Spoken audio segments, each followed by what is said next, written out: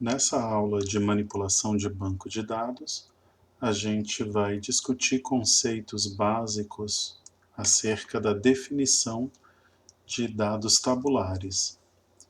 Os arquivos tabulares, eles têm forma retangular. O exemplo clássico disso é uma planilha do tipo Excel, onde você tem a definição de linhas e colunas.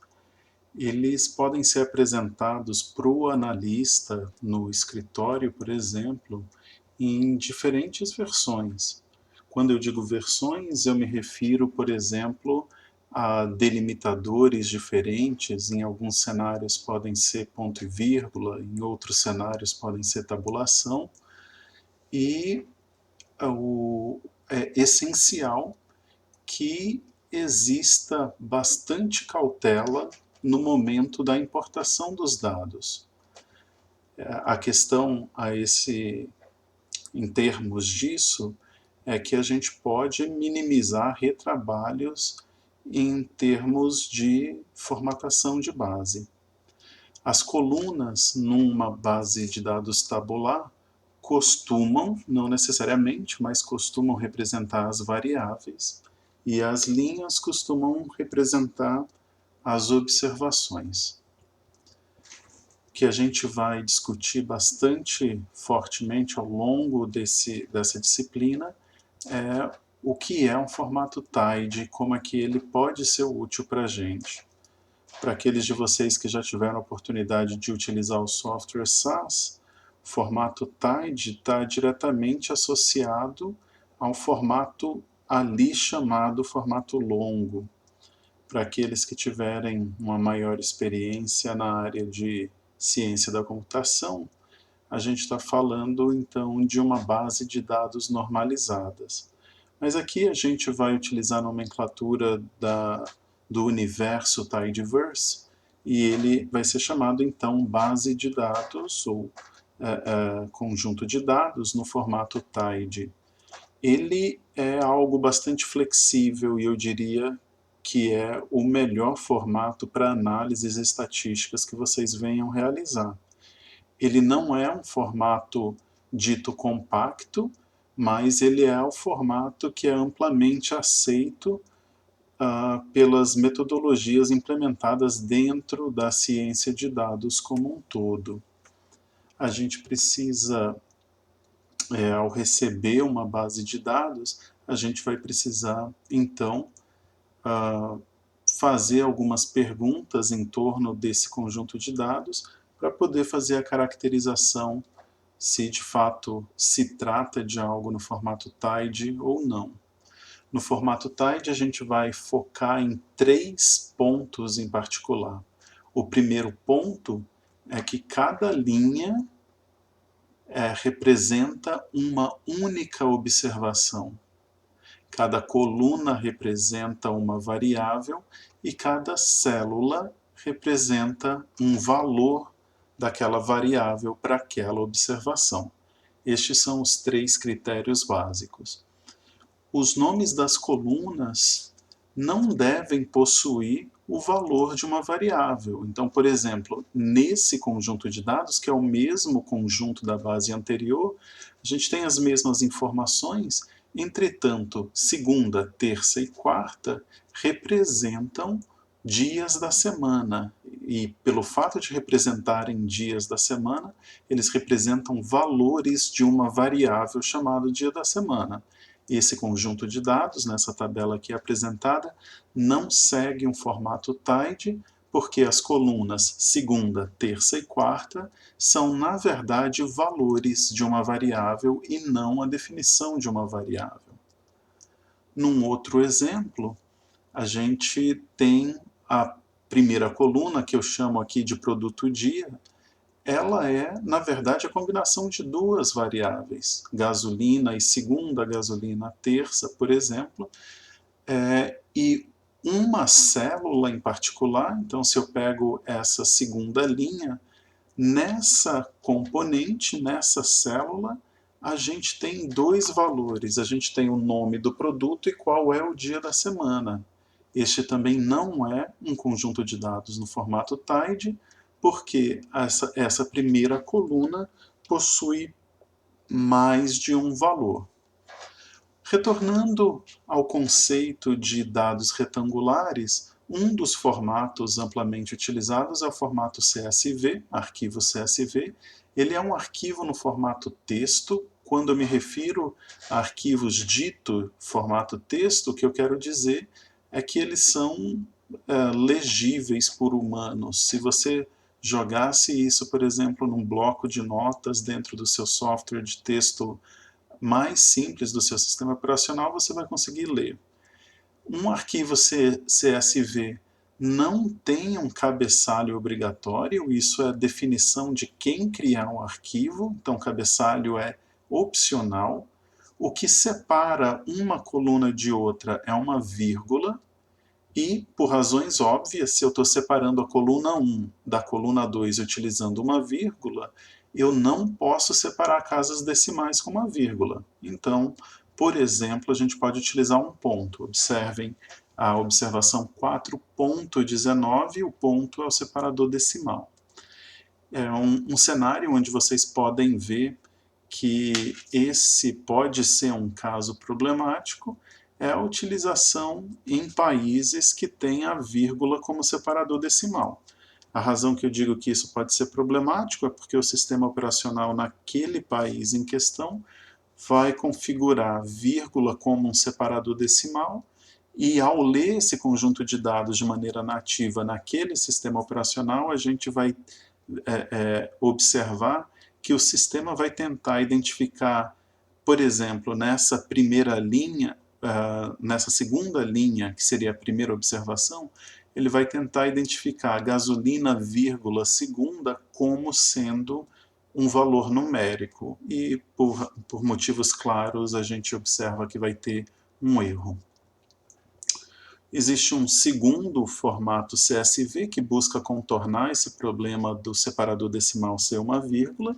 Então, nesse caso, o cabeçalho continua sendo opcional, o arquivo continua sendo no formato texto, mas o que separa as colunas são ponto e vírgula, e aí o separador decimal precisa ser diferente do ponto e vírgula. Então, por exemplo, no Brasil, no formato ABNT2, a gente teria a vírgula como sendo o separador decimal sem maiores problemas.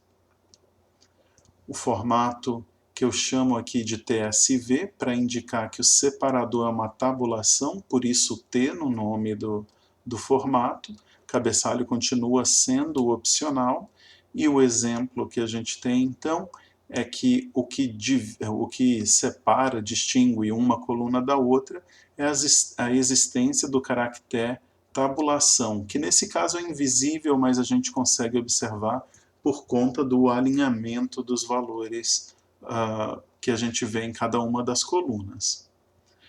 A gente pode ter um arquivo que eu vou chamar delimitado. O arquivo delimitado ele vai seguir ainda aquele detalhe de ser um formato texto cabeçalho opcional, só que o separador é escolhido pela pessoa que cria o arquivo. Eu posso querer inventar um novo formato agora e dizer que o separador do meu arquivo pode ser o hífen, o separador do meu arquivo pode ser o sinal de mais, e a gente deveria então ter a opção de fazer esse tipo de leitura. Então, o que a gente pode observar é que esse arquivo delimitado ele é um caso mais genérico de todos os casos que eu apresentei até agora. Se o separador for uma vírgula, então é um CSV, se for ponto e vírgula, CSV2, se for tabulação, é um arquivo TSV. Um outro cenário, esse para aqueles que acabam trabalhando com arquivos de legado, arquivos que foram produzidos há bastantes anos, são arquivos de largura fixa. Nesse caso, a gente acaba até tendo uma representação mais compacta dos dados pelo seguinte fato: a largura de cada campo é pré-especificada. Então a gente não tem um separador visível, vamos dizer assim, mas não existe um separador como ponto e vírgula ou como a tabulação entre a coluna 1 e a coluna 2. O que existe é o conhecimento prévio de que, por exemplo, a coluna 1 possui largura 9 caracteres, a coluna 2 possui largura 13 caracteres. Então, os primeiros 9 caracteres representariam a coluna 1 e os próximos 13 representariam a coluna 2. Esse tipo de formato, visto que todo o campo está sempre na mesma posição, para a gente fazer a importação de um arquivo como esse, é uma importação extremamente rápida. Entretanto, o usuário precisa ter com clareza o que é o posicionamento de cada campo e, assim, conhecer onde começa e onde termina cada uma daquelas colunas. Um outro formato de arquivos habitualmente tabulares são os arquivos criados em Excel. Eles podem ser arquivos binários nas versões mais antigas ou arquivos do formato XML nos formatos mais recentes do software, mas para esse conjunto de dados, ou para um conjunto de dados disponibilizado para você dentro desse formato, é essencial que a gente tenha um cuidado em particular. É que as versões mais antigas do Excel restringiam o número de linhas a 64K. Né? Então, os arquivos tinham no máximo 65.535 linhas em versões antigas, e em versões mais novas, eles têm no máximo 1 milhão de linhas. Muitos de vocês podem pensar que 1 milhão de linhas é suficiente, né? Mas vamos observar que se em dias de pandemia, por exemplo, se nós fôssemos criar uma base de dados onde cada linha representasse um indivíduo no mundo que teve Covid, a gente não conseguiria gravar isso num arquivo de Excel, porque existem bem mais do que 1 milhão de casos no mundo. Em outros cenários, esses arquivos mais antigos, com 65 mil linhas de limite, também podem ser muito problemáticos se a base original tiver mais do que aquela quantidade de observações. Então, ainda no tópico de Covid, eu pensaria assim, veja, hoje o Brasil bateu 130 mil casos, 130 mil óbitos. Se nós fôssemos criar uma única planilha Excel num Excel antigo, a gente não conseguiria fazer, porque aquele Excel conseguiria registrar no máximo essas 65 mil linhas. Para a gente trabalhar com a importação de dados, o pacote básico do R fornece para vocês comandos que são os read. Alguma coisa. Pode ser read.csv para os arquivos CSV, read_delim para os arquivos delimitados por tabulação, read_table para um delimitador genérico e read.fwf para largura fixa. O que acontece é que existem métodos muito mais aprimorados para a gente fazer essas leituras. Se vocês fizerem uso do pacote Reader, vocês podem substituir o ponto por sublinha, por underline, e utilizar os comandos read, underline CSV, underline CSV2 ou underline TSV, e esses comandos serão ordens de magnitude mais rápidos para importação dessas bases. O que é preciso?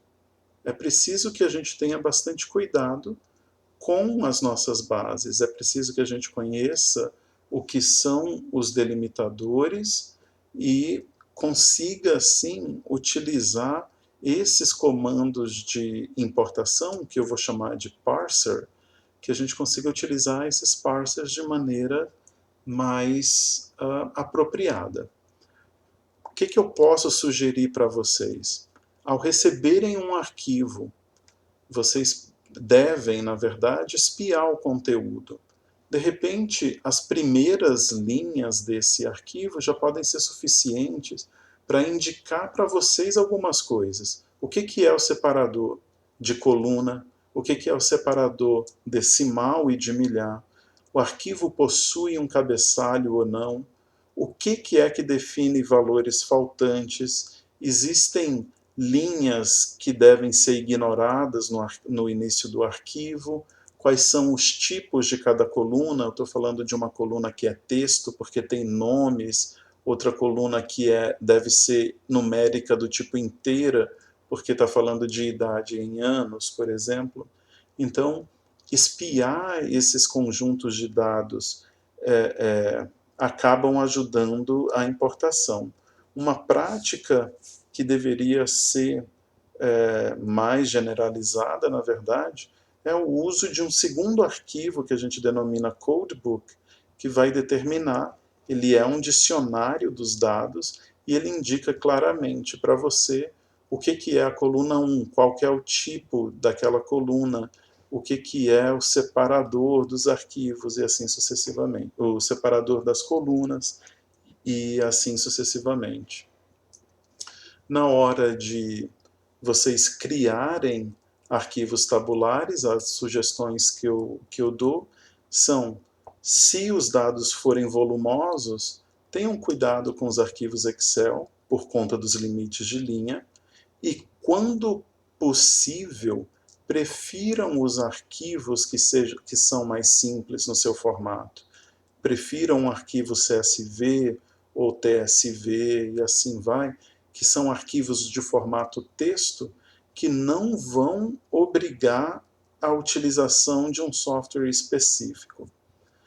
Outra dica, e aqui ela está até fora de lugar, é no momento de importação, se você está tratando de um arquivo que é zipado, por exemplo, não é necessário descompactar esse arquivo. Tá? Então vocês podem ler esses arquivos compactados da maneira que estão, sem a necessidade de gastar o dobro de espaço, às vezes até mais, para fazer a importação. Utilizem os nomes explícitos dos argumentos, tá? Então, ao invés de usar DEL para indicar o delimitador, usem o nome por extenso daquele argumento, delim. Evitem nomear colunas de maneiras estranhas, não comecem colunas com números, não insistam em utilizar espaços em branco nos nomes dessas colunas, evitem letras acentuadas, caractere como ser cedilhas ou caractere especial nessas definições. A gente vai poder trabalhar mais adiante, eu não vou focar nisso agora, mas a gente pode trabalhar a importação desses conjuntos de dados também usando Python, e se vocês quiserem, vocês podem usar o Python de dentro do R também, utilizando um pacote que se chama Reticulate. Então, o que eu vou sugerir para vocês, procurem no Kaggle, existe uma base de dados de atraso de voos nos Estados Unidos, que é composta por 3 arquivos, a gente vai trabalhar com esses arquivos de maneira bastante frequente. Se eu for importar essa base de dados com o R, eu já sei que esse arquivo ele é separado por vírgula, ele é um CSV, e mesmo sendo zipado, eu posso utilizar read_CSV do pacote reader, e ele vai ler tranquilamente esse nosso conjunto de dados. Se a gente fosse importar via Python, o que eu sugeriria é que a gente utilize um software, um módulo do Python chamado Pandas, e o Pandas também tem um comando que se chama read_CSV, e ele pode também ler esses arquivos zipados, da mesma maneira que a gente leu dentro do R. Então eu deixo uma questão para vocês pensarem. Esses dados tabulares, eles podem ser bastante grandes. Agora imaginem que vocês estejam trabalhando num computador com uma configuração relativamente modesta, que tenha 4 GB de RAM, só que o arquivo que vocês estão interessados em ler tem na verdade 20 GB de RAM. Como é que vocês trabalham então para a leitura desse arquivo nesse computador? Responder que é impossível ler não é uma resposta válida. O que seria a estratégia que vocês poderiam utilizar para essa leitura?